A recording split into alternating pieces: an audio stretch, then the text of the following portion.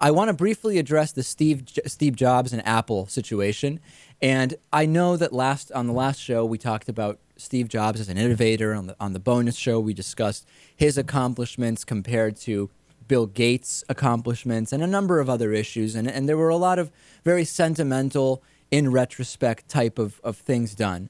But I got a couple of emails pointing this out, and I'm very aware of it. And I think this is the time to bring it up, which is, let's be honest, Apple had some serious problems with child labor, work conditions where their iPhones and other materials, items were produced.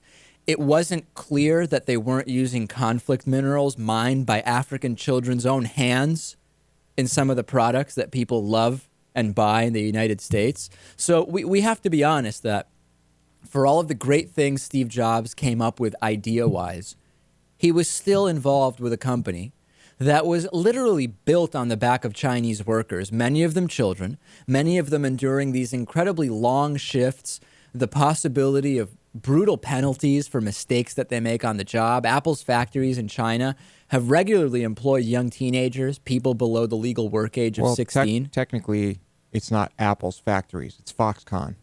A lot of them were not directly owned by Apple. You're correct. You're absolutely right. Is it Apple's fault that Apple was involved in covering it up? That this country has has allowed corporations to do this. I mean, Foxconn has their own policies and working conditions, and the Chinese government could interfere if they wanted to there. I know you like any opportunity to criticize the Chinese government, but if Apple were to put their foot down and say, we're not going to give you the contract if you have kids working in your factories, what are they going to say? They can't lose that contract. And according to Apple's own 2010 report about its factories in China, it talks about these problems. In 2011, Apple reported that its child labor problem had actually gotten worse. At least 11 15-year-old kids were discovered to be working last year in 3 factories that supply Apple. Mind you, Foxconn, I believe, also has the highest suicide rate of possibly any company on the planet. No question about it. Suicide issues are big. No, summer temperatures hit, close to 100 degrees Fahrenheit, 90% humidity. No air conditioning in a lot of these factories. Workers say some of the dormitories house more than 40 people. They're infested with ants and cockroaches. So let's just not forget some of the reality about Apple and Steve Jobs, even when we think about the cool products that he has thought of and developed. But,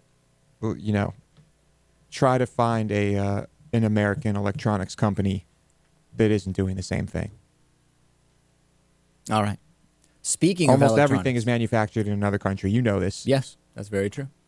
But most of those companies aren't being praised as some kind of progressive bastion of innovation and sustainability.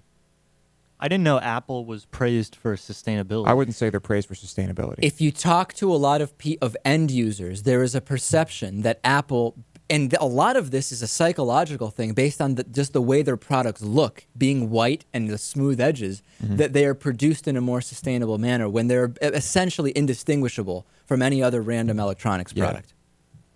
Agreed.